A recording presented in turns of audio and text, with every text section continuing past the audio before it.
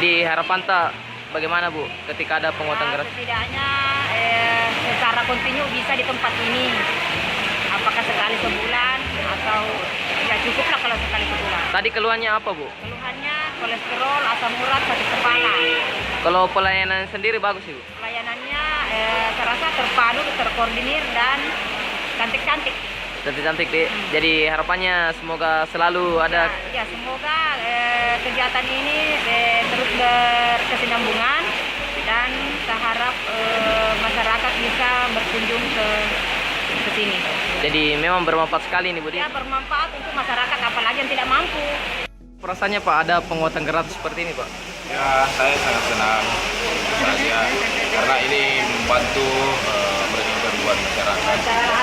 Jadi harapannya seperti apa ini Pak? Semoga Saya berharap Kurir Langit terus melakukan pengobatan gratis ini tidak hanya di tempat ini tapi di tempat-tempat lain dan sukses untuk Kurir Langit. penyelenggara ini kegiatan seperti apa ini?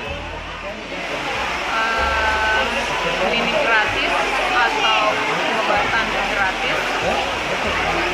Kali ini dilanjutkan dengan donor darah. Biasanya kalau kemarin-kemarin dilakukan cuma 1 bulan sekali, tapi kali ini dilakukan 2 bulan sekali. Berapa warga yang ikut serta dalam pengobatan gratis? Jadi warga yang memeriksa aja sekitar 110 orang, terus yang donor darah cuma 24 orang. Untuk tenaga medis sendiri berapa dokter, berapa perawat? Dokter 4 orang, perawat 5 orang, apoteker 4 orang, terus dari teman-teman yang lain ada sekitar 15 orang. Jadi ini bersifat relawan ya. Terus untuk donor darah kerja sama PMI. Iya, PMI dan Bapaknya. Jadi tadi berlangsung bersamaan sama penguatan gratis. Bersamaan, pemeriksaan gratis dan donor darah. Jadi yang donor darah juga masyarakat umum. Iya.